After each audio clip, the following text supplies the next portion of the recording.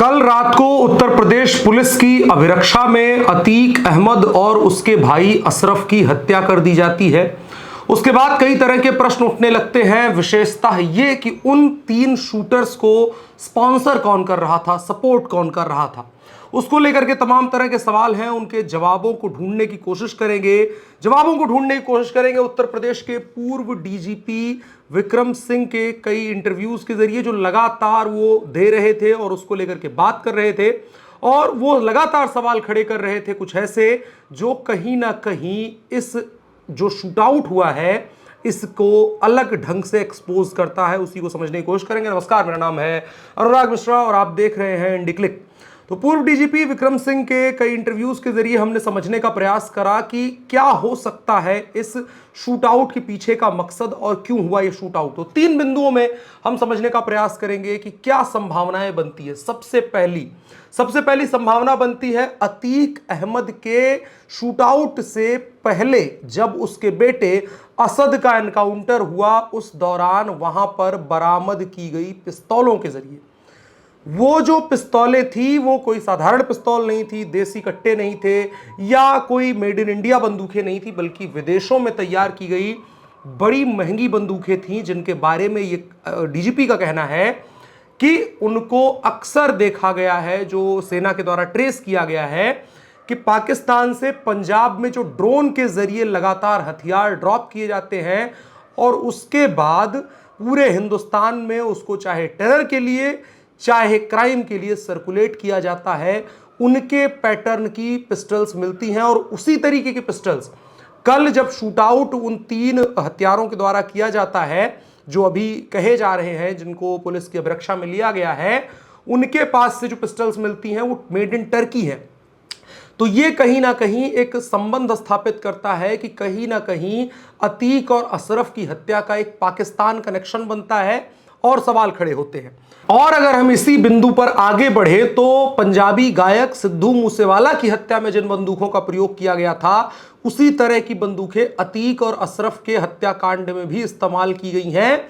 उन बंदूकों के साथ जो सिद्धू मूसेवाला की हत्या में इस्तेमाल की गई थी, उनके बारे में यही पता चला था कि वो पाकिस्तान से सीमा पार से आईएसआई की मदद से पंजाब में ड्रॉप की जाने वाली बंदूकें हैं, उनके जरिए उसकी हत्या की गई थी। और कुछ उसी तरीके की बंदूकें मिलती हैं, जिससे ये एक लिंक स्थापित होता है कि पाकिस्तान और आईएसआई इसमें इन्वॉल्व्ड हो सकते हैं। दूसरी बात आपको समझना होगा कि पश्चिमी उत्तर प्रदेश में कितना बड़ा इन्वेस्टमेंट अतीक अहमद का था, जो डीजीपी का खुलासा है। और पूर्व में भी इस पर अलग अलग रूपों में बातें हुई हैं।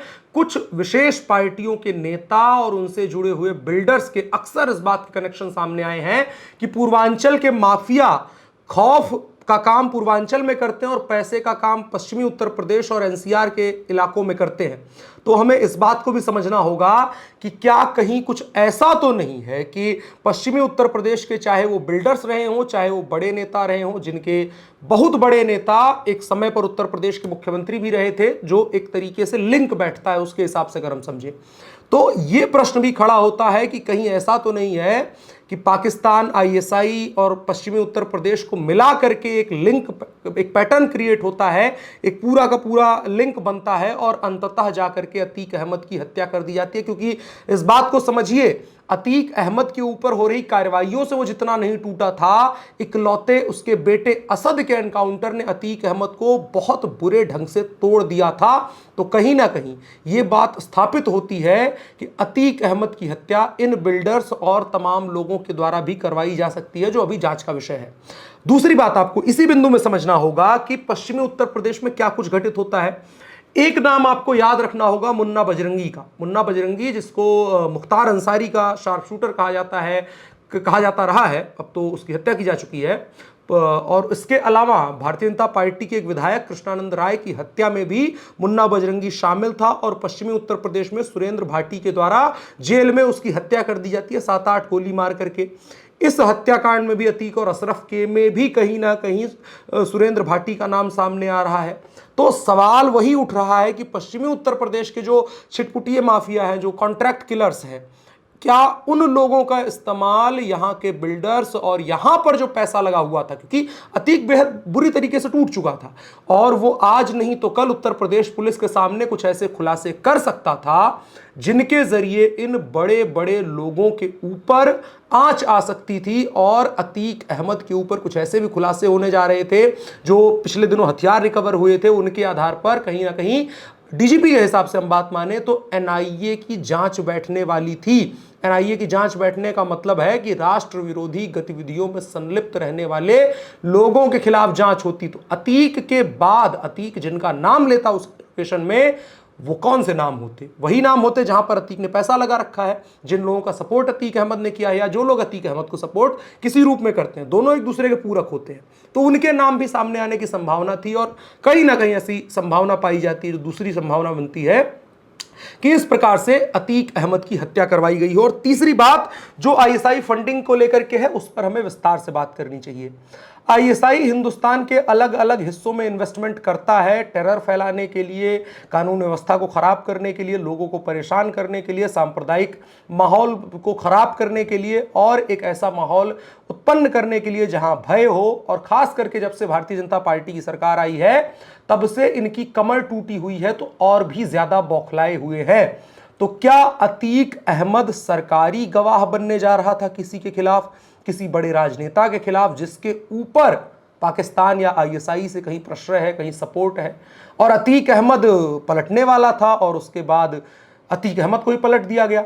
तो इस बात की संभावना से भी हम इनकार नहीं कर सकते हैं। आईएसआई जिस तरीके से हिंदुस्तान के अफेयर्स में इंटरेस्ट लेता है और जिस तरीके से बीते कुछ वर्षों में उसकी गतिविधियों पर सरकार ने, जो केंद्र की सरकार है या उत्तर प्रदेश की जो सरकार है, उसने काफी हद तक लगाम लगाई है। कहीं ना कहीं उनकी बौखलाहट भी सामने आई होगी और बौखलाहट में भी ये काम किया जा सकता है कि भैया ये समस्या बन रहा है, आदमी आगे चल के बड़ी समस्या बन सकता है, इसको ही निपटा दिया जाए।